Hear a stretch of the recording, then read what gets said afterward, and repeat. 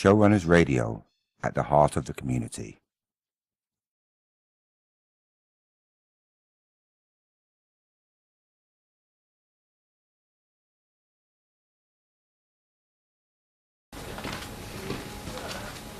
Hi, my name is Douglas Williams. I am one of the directors of Showrunners, and welcome to Nomophobia. Nomophobia is a topic that's really current at the moment. It's about mobile phones and being connected 24/7. And how does it feel to be in fear to be without your mobile phone? This project is about exploring the positives and the negatives of having a mobile phone or not having a mobile phone. So welcome to Nomophobia. I hope you enjoy the project. Hello and welcome to Nomophobia. We're here at the Everton Free School in Parklands, and we're here with some Everton Free School students, some Everton Free School teachers, and we're here to explore the project of Nomophobia and the fear of being without a mobile phone. So without further ado, we're going to crack on with this debate. So are you a texter or a caller? Which one do you prefer? Texter. I call people with all your credit. Yeah, my girlfriend. Steal your girlfriend's phone too. Yeah, that's about it. So why do you prefer texting? It's easier. It's easier over the phone. Yeah, but you don't have to sit and listen to people. I just prefer calling people. That's our question.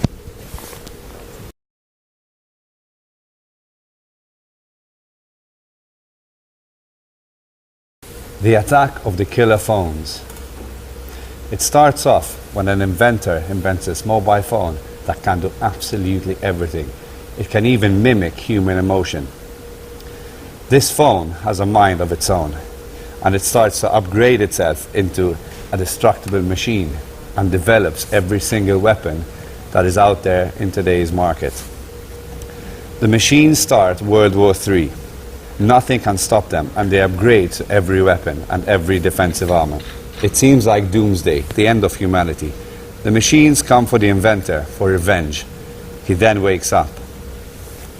Does he build the phone anyway, or does he retrack his steps? Got a mobile phone. I certainly have a mobile phone. Yes, I've got 2 mobile phones. Why do you need two? Why did you shake your head? You only need one, don't you? I do only need one. I agree. Why do you need 2 of the same phone? I don't.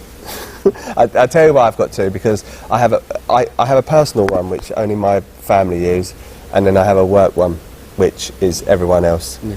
But to be honest, my family use the work one anyway. If they want to contact me, because they know I'm more likely to answer the work one. I'm a little bit ashamed of having 2, because I don't think I need 2, as you say. Do you consider it to be important in your life? I've got really mixed feelings.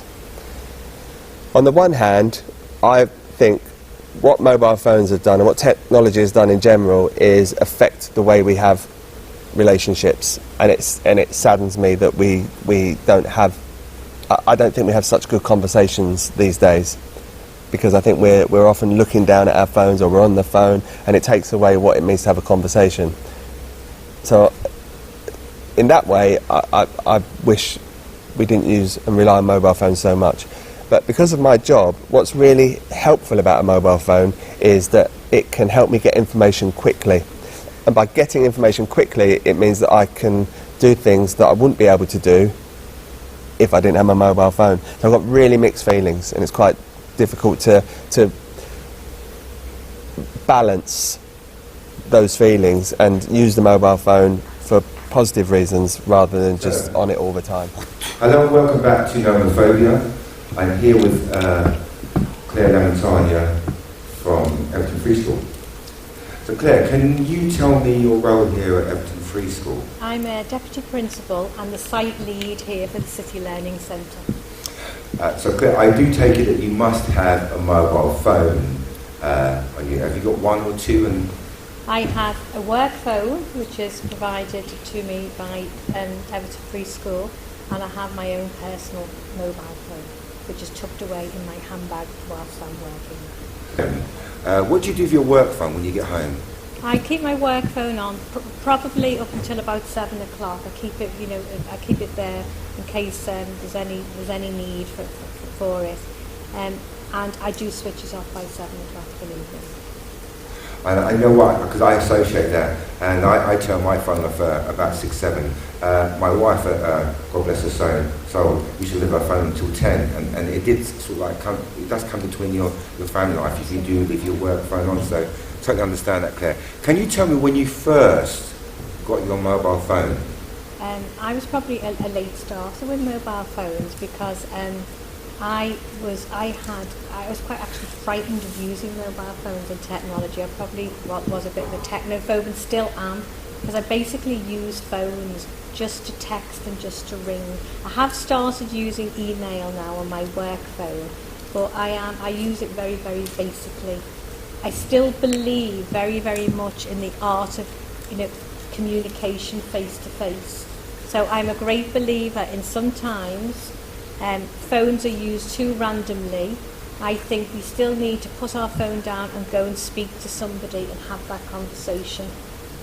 And I also think it is a good way to obviously, particularly here in a new school, develop relationships. If we just rely totally on communicating by email and by mobile phone, text, and never meeting that person face to face, it would be a very, very sad world, I think, that we'd be living in. That deserves a round of applause. Right. What's the best thing you've ever done with your phone? I think the best thing is understanding how to use a phone, really, because I grew up on paper and pens and books and didn't have sort of the ICT and the technology lessons that you young people have had all of your life. So the fact that I've just understood how to use it and how to work my way around it is probably the best thing. Okay.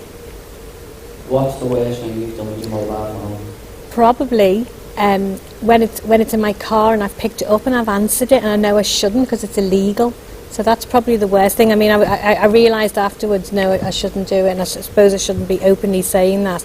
But just to get the message out there, it is banned, and you should not be using your mobile phone whilst driving ever.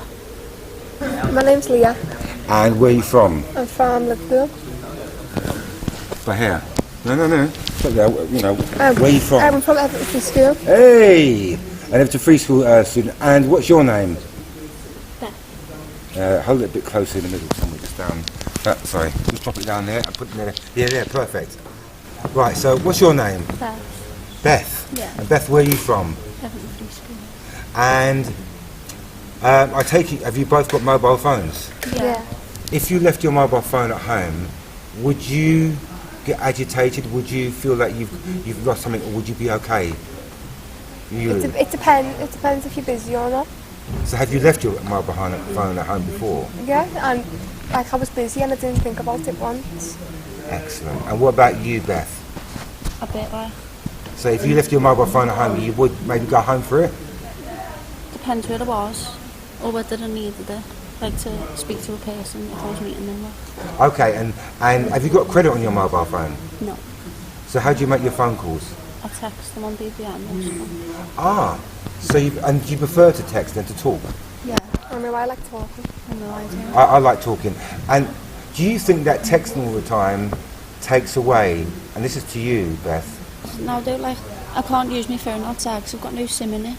So I don't speak to people all day. But when I get home, I only usually use it to make plans or anything. Okay. And you were telling me a story about the dangers of mobile phones earlier on. Can you tell me again that story about what the dangers of being on a mobile phone for a long period of time? Because when I was younger, I used to tell my mum my eyes were hurting, and then she used to just say, because you've got your phone too close to your face. And then it got into the years, and then as soon as I got 14 last year, she took me to the opticians, and I was long-sighted. And then she took me back and I was short-sighted because they said that I had it too close to my face. I've tried to not go on it as much. How long for me and for the people listening, how long were you on a phone? Say, for instance, in a day. How long? Every minute of the day. Like, I wouldn't be off it. If I never used to be speaking to people, I used to play the games. What's the best thing about your phone? I'd say being able to contact people any time that I want, but it was also because of my phone I met someone which it was probably love of my life. Yeah? Yeah. How often do you use your phone in a day? Oh, I use it a lot. I mean, I use it for work, I get calls all day and other work comes in, so, and also I'm making a movie at the moment, so I have to have contact all the time through the phone. Do you think it's annoying, always getting contacted? It is when someone's phoning you at 3 o'clock in the morning because they're in town and they need somewhere to phone from when they're walking up or sit in when it's raining. Yeah. So, yeah, they can be annoying. And also lots of girls and women like to text a lot. Just thought I'd get that in. Yeah. How would you feel if you left your phone at home for the day and you had no phone for the whole day? Years ago it wouldn't have bothered me, but now I'd feel abandoned. I'd feel like something was missing, yeah. I'd need to get my mobile phone. I'd go all the way home and get it, just in case. Welcome back to Nomophobia. I'm here with Claire from Everton Free School. So Claire, can you tell me a bit about when you first got your mobile phone and how often you use it?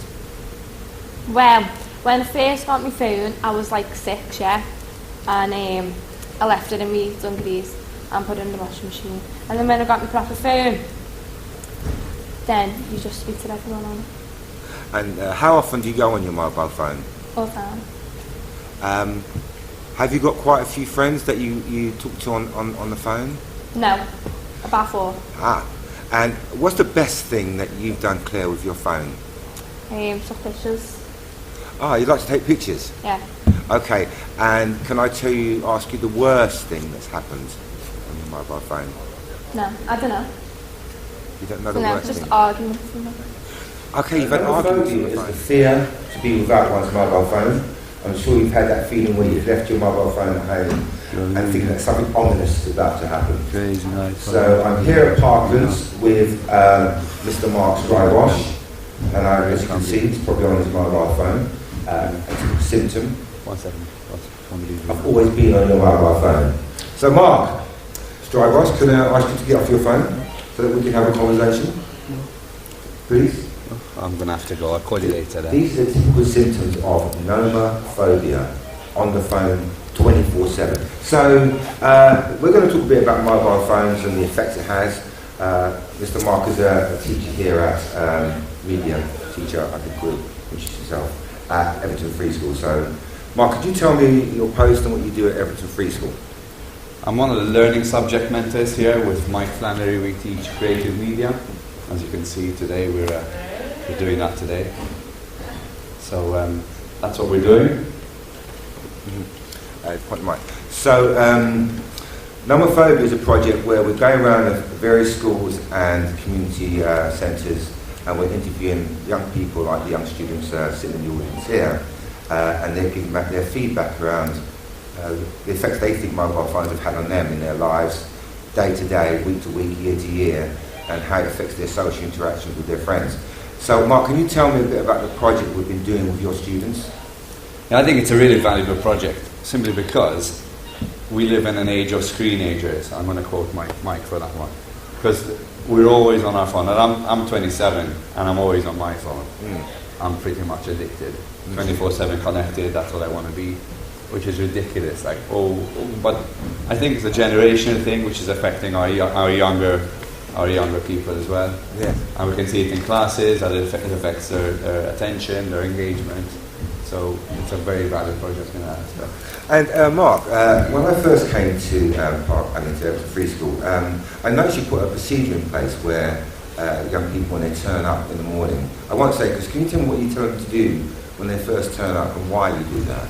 Well, the idea was to have them hand in their mobile phones, because it can lead to cyberbullying, it can lead to people being disengaged in class, it could disrupt the whole learning environment we have in the school. So we do like them to give in their phones, for creative media, I have sort of let them use their phones purely because sometimes it's good to have them as a browser to search for things, but we are very careful on what they're using and when they're using it. So a lot of them would like to go on social media most of the time, which is the main source of addiction, I believe, and well, that can only do some harm. It can be great, but in a learning environment it can be quite harmful as well. Hi and welcome to Nomophobia. Over the last few weeks we've been with Open Free School discussing and debating around the topic of nomophobia. We've had some wonderful students, we've had some wonderful debates, and we're just going to wind down by getting some feedback from the students about what their thoughts are on the project, what they've done on the project, their roles, etc. So, Callum, thank you, amazing. Can you tell me what you do great. on the Nomophobia? I thought it was quite amazing. Well, you see, I've been up there and we won't can't see properly from the camera. I've been doing the lights, as you can see. Can we have a round of applause for the lighting man?